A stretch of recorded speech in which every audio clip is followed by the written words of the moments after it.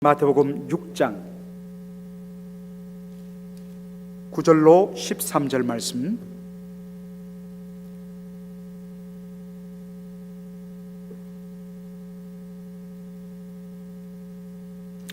이제 주기도 강의 다음 주면 우리가 마치게 되는데요.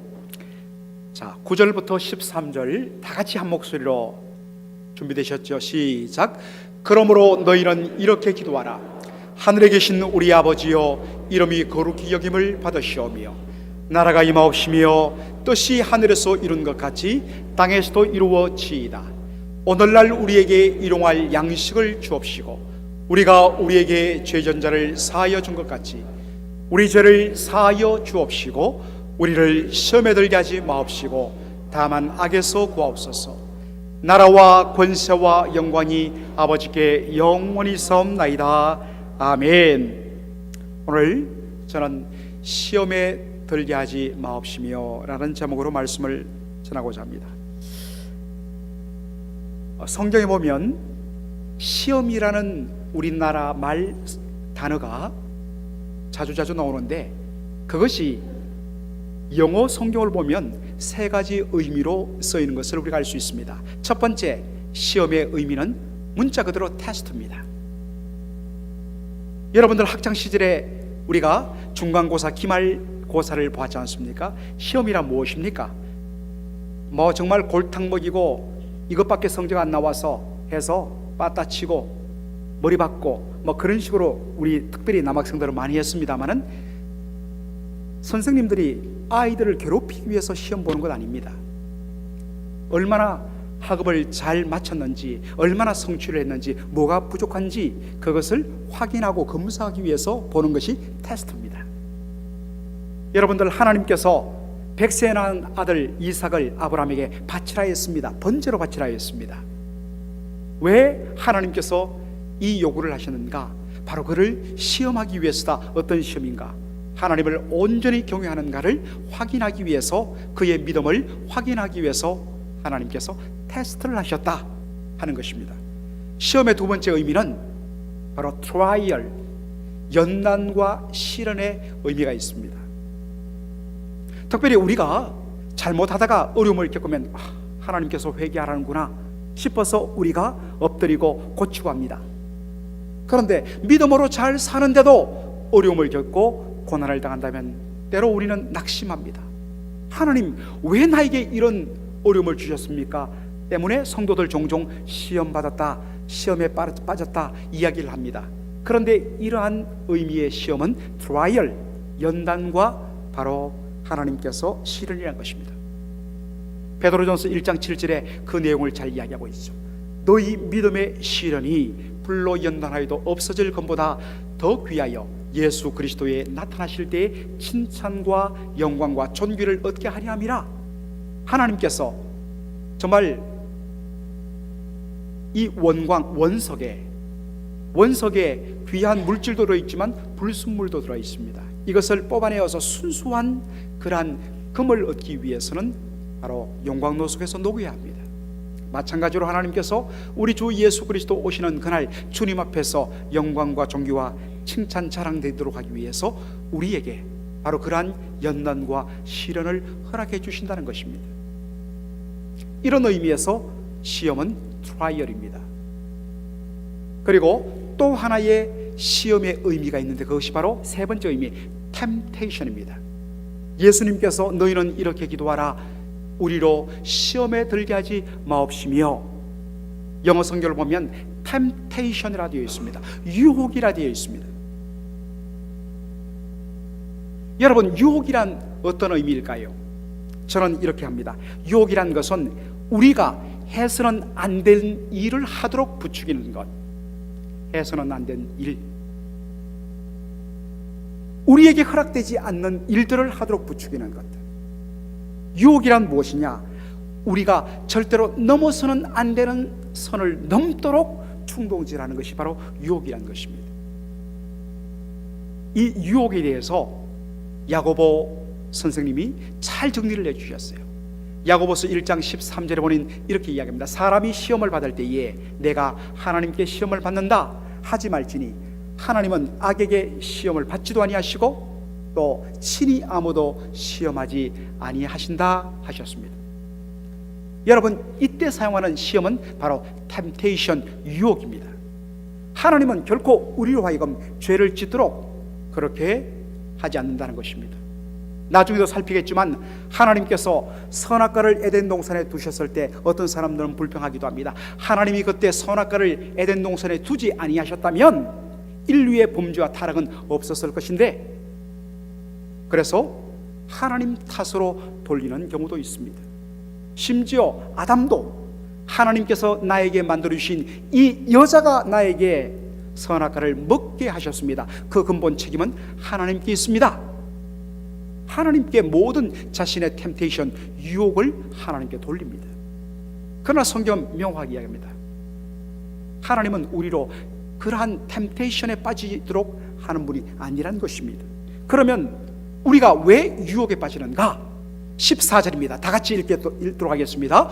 오직 각 사람이 시험을 받는 것은 자기 욕심에 끌려 미혹됨이니, 각 사람이 유혹에 빠지는 것은 자신의 욕심 때문이라는 것입니다. 여러분, 욕심이 뭘까요? 여러 가지로 욕심을 우리가 정리할 수 있습니다만 저는 좀 이렇게 정리해 봤습니다. 욕심이란 무엇이냐? 자신에게 주어지고 허락되는 것으로는 만족치 못하고 주어지고 허락된 것들 바깥으로 눈을 돌리는 마음으로부터 비롯되는 충동. 자신에게 주어지고 허락된 것으로는 결코 만족할 수 없어요. 그래서 나에게 허락되어지지 않고 주어지 않은 것까지도 가지려는 마음, 이게 욕심이라는 것입니다. 하나님께서 첫사람 아담에게 명령하셨습니다. 아담아, 너는 에덴 동산 안에 있는 모든 종류의 나무의 실과는 다 임의로 네 마음껏 먹을 수 있다. 다만 딱 하나, 동산 중앙에 있는 선악을 알게 하는 나무의 과실은 결코 먹지 말라. 먹는 날은 반드시 죽을 것이다 라고 말씀하셨습니다.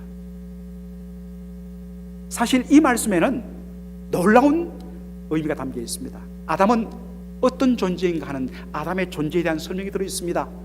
아담은 에덴 동산에 있는 모든 실과를 자기의 소유인 양 마음껏 먹을 수 있는 그 정도의 특권을 가진 하나님의 형상대로 지음받은 존귀한 왕 같은 존재라는 것입니다.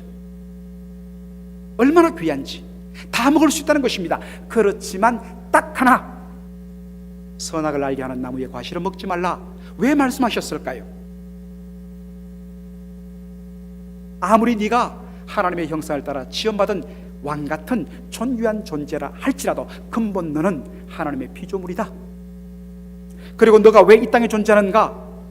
너의 행복을 위해서 존재하는 것이 아니라 하나님의 기쁨과 하나님의 영광을 위하여 네가 지음받은 그러한 목적 있는 존재다. 너에게 주어진 특권과 자유를 마음껏 누리면서도 이 사실을 결코 잊어서는 안 된다. 이것이 바로 선악과를 먹지 못하게 하신 하나님의 의도였습니다. 따라서 하나님이 선악과를 먹지 못하게 하신 것은, 이 선악과는 유혹의 장치가 아니라 아담으로 하여금 그가 누구이며 무엇을 위하여 살아가는 존재인가를 알려주는 은혜의 장치였던 것입니다. 그런데 어느 순간부터 아담의 마음에 불만이 일어났습니다. 왜 내가 하고 싶은 대로 다 못하는가? 왜 내 뜻대로 다 마음껏 못 사는가? 왜 나는 늘 하나님의 뜻 안에서만 살아야 되는가? 바로 그것을 간파한 마귀가 유혹을 합니다. 선악과를 따먹으라. 결코 죽지 않을 것이다. 그리고 중요한 것, 선악과를 따먹는 날에는 네가 하나님같이 되리라. 더 이상 하나님께 묶이지 말라. 네 인생의 주인이 네가 되고 네가 네 인생의 하나님이 되어서 네 마음대로 살아라. 하나님이 째째해갖고 선악과 하나 따먹는 것 갖고 죽이니 살기니 하는 그런 분 아니세요. 과일 하나 따먹는 문제가 아니란 말입니다. 선악과를 따먹는다는 것은 내가 이제는 내 인생의 하나님이다. 내가 내 인생을 내 마음대로 살 수 있다는 그러한 바로 선포인 것입니다. 자신에게 주어지고 허락되어진 것에 만족하지 못하는 마음에서 뭐가 나오냐면 바로 이런 유혹이 나온다는 겁니다. 다윗은 어떻습니까? 다윗은 이스라엘 왕입니다. 왕은 모든 것을 할 수가 있습니다. 그렇지만 그가 명심해야 될 것은 무엇입니까? 그도 살아계신 진정한 왕이신 하나님 앞에서는 그도 하나님의 백성이요 하나님의 다스림을 받는 하나님의 신하라는 것입니다. 그가 마음껏 누릴 수 있는 왕권, 언제나 하나님의 말씀의 권위 아래서만 가능한 것입니다. 처음에는 겸손했습니다. 처음에는 언제나 주의 뜻을 물었습니다. 그런데 점차 모든 권력이 집중되고 사방을 완전히 정복하자마자 교만하기 시작했습니다. 참 무서워요.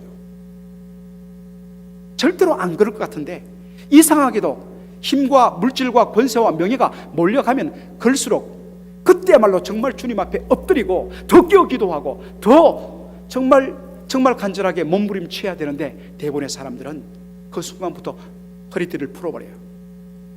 다윗도 그랬습니다. 그래서 하나님께서 그에게 허락되어진 그의 아내로만 만족해야 되는데 권력에 취해갖고 하나님이 허락하지 않은 선을 넘어버린 겁니다. 내가 왕인데 내 마음대로 할 수 있는데, 그래서 자신의 부하 장수 우리아의 아내 바세바를 취해갖고 동침해버린 것입니다. 사랑하는 성도 여러분, 내게 주어지지 않고 내게 허락되지 않은 그러한 것에 마음에 충동질이 일어나고 눈이 돌아갑니까? 여러분 간파하셔야 됩니다. 아, 지금 마귀의 유혹이 시작됐구나. 나사렛 예수 그리스도 이름으로 대적해야 됩니다. 그 자리를 도망치고 피해야 합니다. 머뭇머뭇하면 뒤돌아보면 롯의 아내처럼 소금 기둥이 됩니다. 뒤돌아보지 말고 아, 마귀의 유혹이 시작됐구나. 나사렛 예수 그리스도의 이름으로 대적하고 도망쳐야 합니다. 결코 하나님이 허락해 주지 아니하신 허락하지 않으신 것에서는 눈 돌리지 말아야 합니다. 예수님께서 우리에게 너희는 이렇게 기도하라. 아버지여 우리로 시험에 들게 하기 마옵시고, 그렇게 기도하라고 이야기하셨습니다.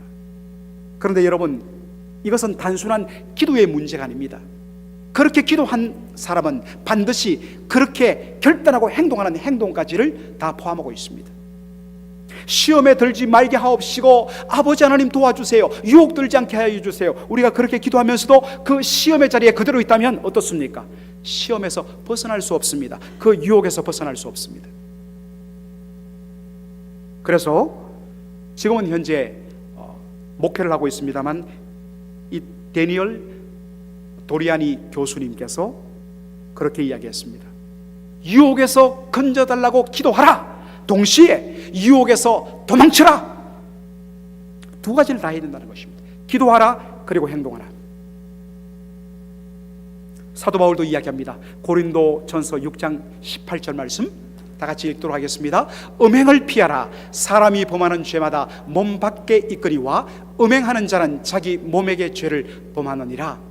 이 말씀에 깊은 의미가 있고 배경이 있습니다만 오늘 관계상, 시간 관계상 제가 앞부분 음행을 피하라는 말씀만 하도록 하겠습니다.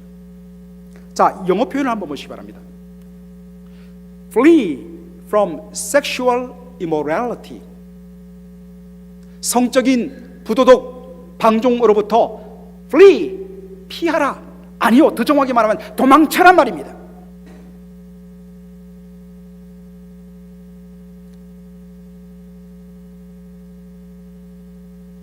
성적인 유혹으로부터 내빼라, 도망쳐라.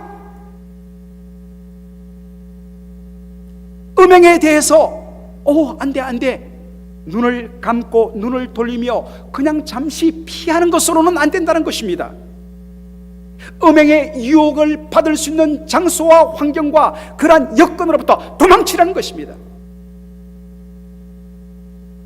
여러분들 70년대 저는 그때 이제 초등학생이기 때문에 영화관을 못 갔으니까 보통 80년대 보면 추석이라든지 그리고 설날에 우리 한국 영화 70제 영화를 그 당시 추석 특선 이렇게 해서 시리즈로 방송하곤 했습니다.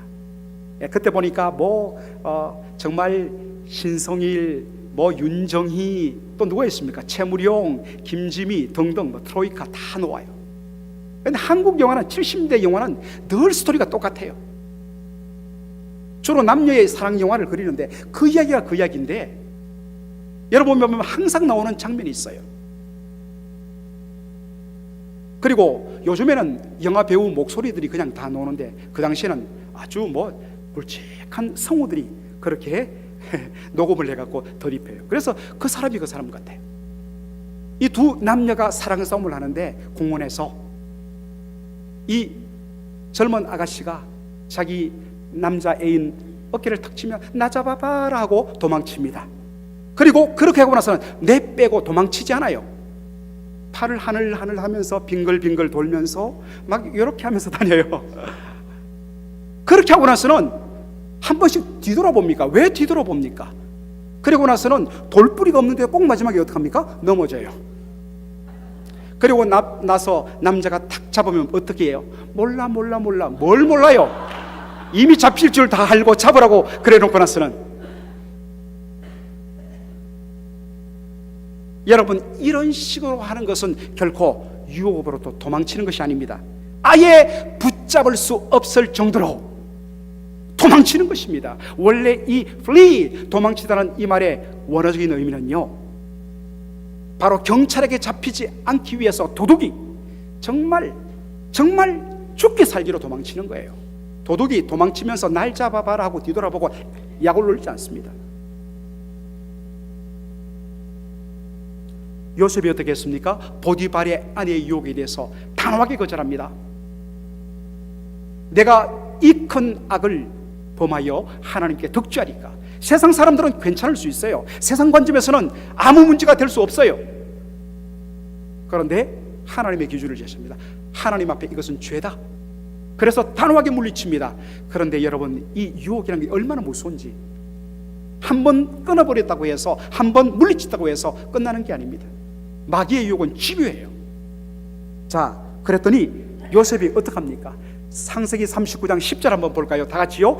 여인이 날마다 요셉에게 청하였으나 요셉이 듣지 아니하여 동침하지 아니할 뿐더러 함께 있지도 아니하니라.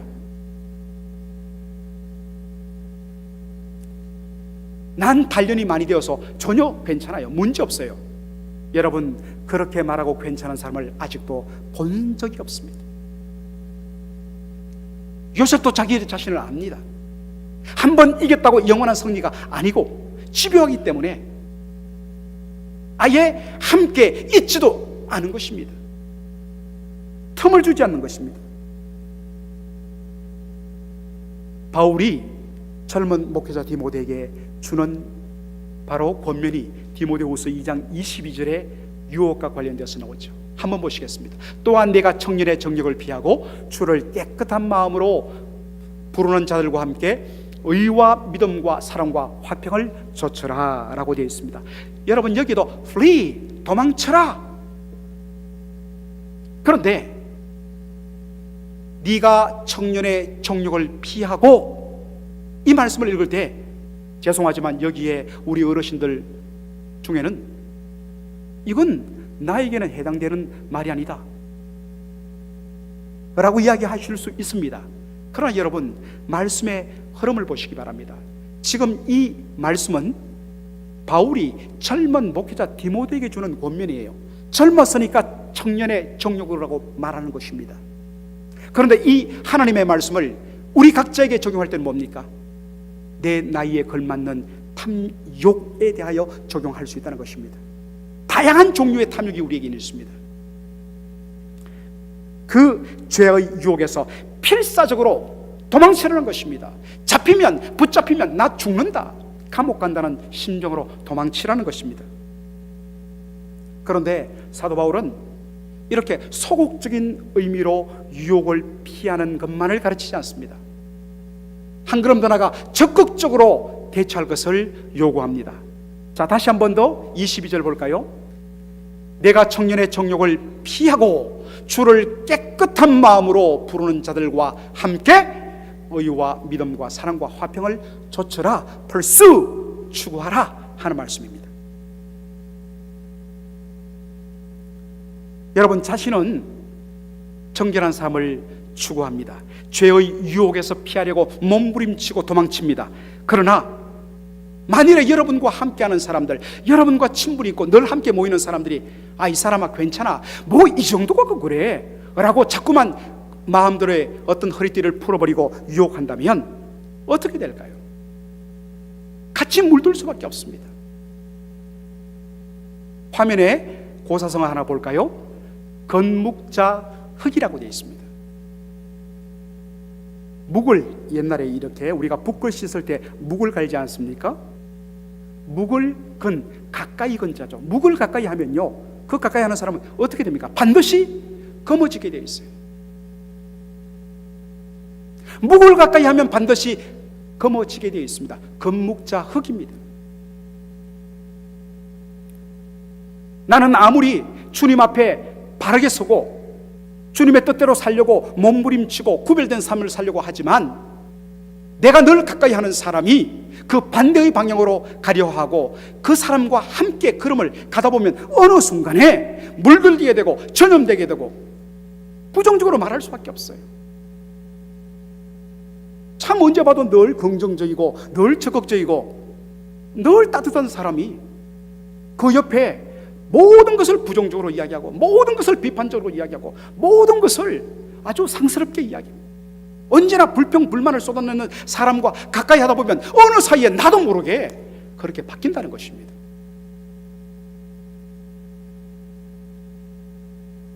자신과 함께하는 사람이 누구냐에 따라서 그 사람의 삶의 모습이 어느 정도 그려질 수 있습니다. 말씀 묵상과 기도에 힘쓰는 사람, 그런 사람과 가까이 하면요 어느 순간에 나도 거룩한 전염이 되어서 말씀을 사모하게 되고 기도에 힘쓰게 되고 할 수밖에 없는 것입니다.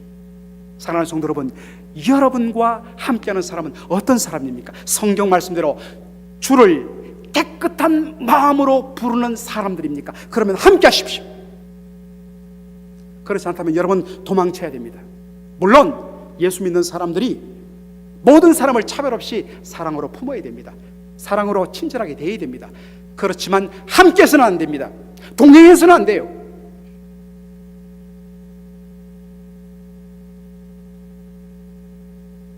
동시에 이 말씀은 뭡니까? 우리에게 질문합니다. 너는 그리고 나는 과연 다른 사람들이 함께 할 수 있는 주를 깨끗한 마음으로 부르는 사람인가? 멀쩡한 사람이 나 때문에 주를 깨끗한 마음으로 부르는 그 자리에서 떠났어, 의에서 떠났어, 믿음에서 떠났어, 불의와 불신과 불평으로 빠뜨리는 악을 그 사람에게 끼치는 나는 아닌가?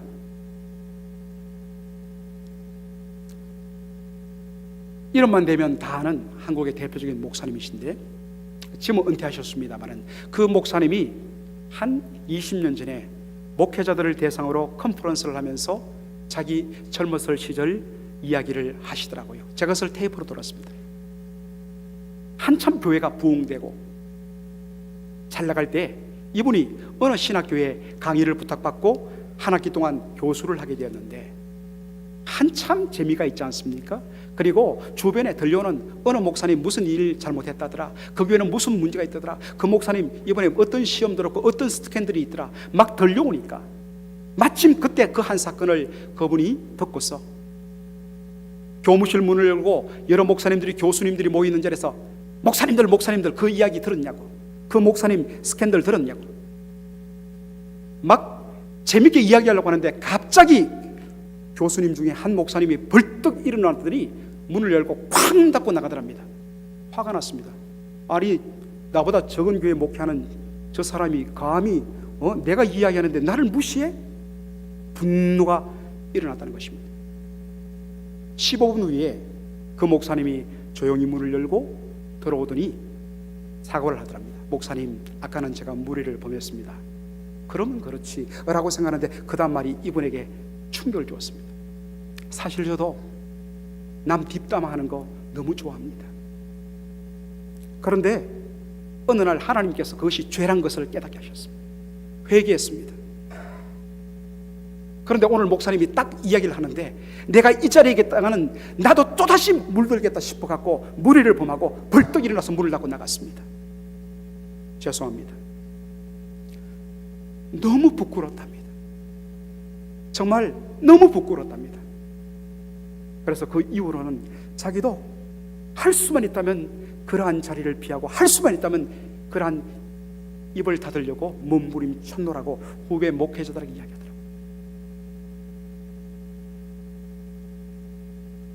일부 성도들이 저한테 이야기합니다. 목사님, 우리 성도들 조금 남에 대해서 축복해주고 정말 사랑하는 마음 말씀 좀 했으면 좋겠어요. 왜 서로에 대해서 이렇게 헐뜯고 서로 미워하고 서로에 대해서 안 좋은 이야기 하는지 모르겠다고 불평을 합니다. 그런데 죄송하지만 또 그분도 다른 사람에 대해서 그렇게 말하는 것을 제가 보았습니다. 사랑하는 성도들, 나는 어떻습니까? 주를 깨끗한 마음으로 부르는 자들입니까? 그래서 우리 교회 선교회로 모이든지 구역으로 모이든지 몇몇 그룹들이 모여서 함께 나눌 때마다 서로에 대해서 위로하고 격려하고 허물 있으면 덮어주고 또 안타까움이 있으면 같이 손잡고 기도 좀 해주자. 같이 기도하는 기도의 소리가 군데군데 나와야 되는데 만나기만 하면 서로에 대해서 험담하고 서로를 미워하고 서로에 대해서 무서운 눈으로 바라보고 주님 기뻐 안 하십니다. 여러분과 동행하는 사람은 어떤 사람들입니까? 과연 깨끗한 마음으로 주를 부르는 사람들입니까? 예수님은 이렇게 말씀하십니다. 시험에 들게 말게 하옵시고라고 기도하게 한 후에 곧바로 마지막으로 뭐로 기도하게 하느냐? 다만 악에서 구하여 주옵소서라고 기도하게 하십니다. 다음 시간에 이 부분을 자세히 다루겠지만 여기 악이란 말은 둘 다 해석이 가능합니다. 하나는 문자 그대로 악입니다. 또 하나는 악한 자입니다. 악한 자 마귀를 말합니다. 그렇다면 우리로 하여금 왜 이 기도 뒤에 이런 말씀이 나왔느냐? 우리로 하여금 넘지 말아야 되고 보지 말아야 할 부분을 보게 하고 넘게 하는 이 유혹의 바로 출발점이 마귀가 우리의 마음을 충동질해서 그렇다는 것입니다. 따라서 우리를 악에 빠뜨리는 마귀의 유혹에 대해서 우리가 어떻게 대처할 것인가? 사랑하는 성도 여러분, 수많은 말씀이 있습니다만 딱 하나만 말씀드리겠습니다. 여러분, 한 번 이겼다고 승리에 도취되면 큰일 납니다. 왜냐하면 마귀는 그 다음을 준비하고 있기 때문에 바로 그 순간이 우리가 넘어짐의 시작이 될 수 있다는 것입니다. 그래서 고린도전서 10장 12절에 이렇게 말씀하지 않습니까? 그런즉 선줄로 생각하는 자는 넘어질까 조심하라.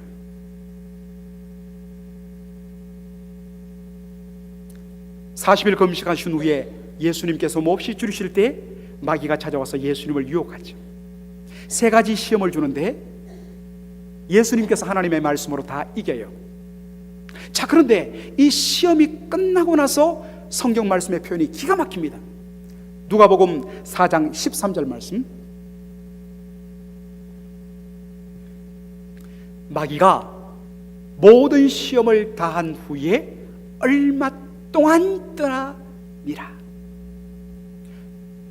예수님 앞에 이제 저 항복입니다. Surrender, I surrender. 다시는 당신 앞에 나타나지 않겠습니다 라고 말하지 않았습니다. 잠시 동안 떠나니라. 얼마 동안 떠나니라. 영어로 보니까 until an opportune time. opportune이란 말은 뭐겠습니까? 적절한, 시기적절한 때를 말합니다. 때를 기다린 것입니다. 호시탐탐 때를 노리고 있다가 언제든지 예수님을 시험하기 위해서 지금 뒤에서 준비하고 있다는 말. 십자가 달리기 전날 밤에 예수님께서 게세마네 동산에서 밤을 새워서 기도합니다. 3번 기도하죠. 내 뜻대로 마옵시고 아버지의 뜻대로 하여 달라고 기도합니다. 십자가를 지게 해달라고 기도합니다. 그런데 여기에 세 번이란 의미를 제가 설명드렸습니다. 단순히 한 번, 두 번, 세 번 숫자적 3회를 말하는 것이 아니라 히브리적 개념에서는 셀 수 없이 많다는 의미가 3이라는 의미입니다. 왜 예수님께서 십자가를 앞두고 밤새도록 오직 하나 십자가를 지기 위하여 기도하셨을까요? 그만큼 마귀의 유혹이 심했다는 것입니다. 밤을 새워 기도한 후에 예수님에게 일어난 일이 무엇입니까? 누가복음 22장 43절 말씀, 천사가 하늘로부터 예수께 나타나 힘을 돕더라. 예수님에게 힘을 공급했습니다. Give us strength, 힘을 공급했습니다. 십자가를 능히 감당할 힘을 공급했습니다. 자, 그런데 천사로부터 하나님의 힘을 공급받은 예수님의 그 다음 모습이 충격적입니다. 44절 다 같이 읽겠습니다.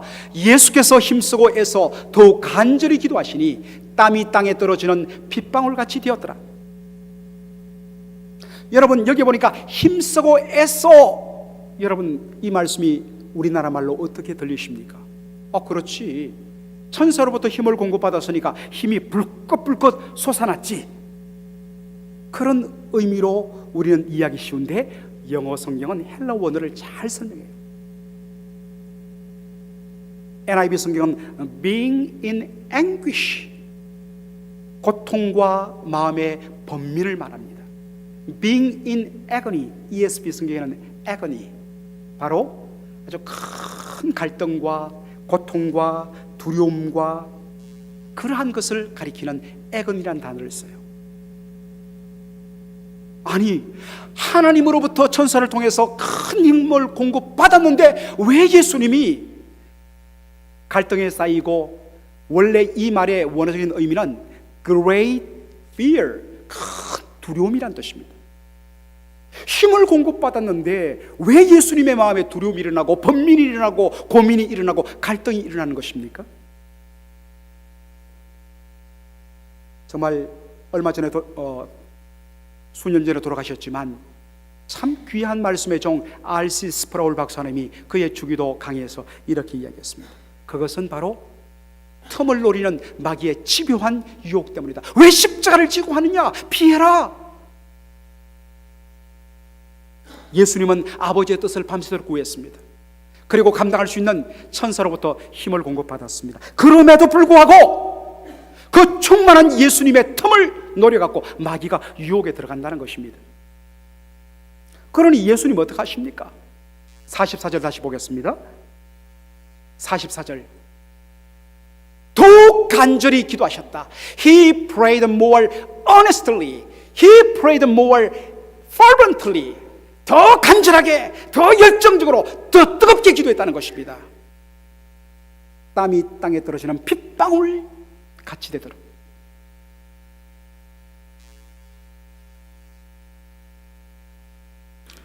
우리 목회자들이 아침 8시 반 되면 이 자리에 모여서 한 5분간 기도를 합니다. 예배를 위해서 기도하는데 저는 좀 일찍 나와서 계속 기도를 합니다만은 오늘 제가 도전을 주었습니다. 여러분, 이렇게 그냥 5분 기도해서는 우리가 주일날 어떤 의미에서는 영적으로 완전히 번아웃된 채 오는, 죄송한 표현으로 마치 에스골골책의 마른 뼈같이 영적으로 완전히 말라버리고 소진되어 채로 오는 영혼들을 우리가 섬길 수 있는 힘을 받지 못합니다.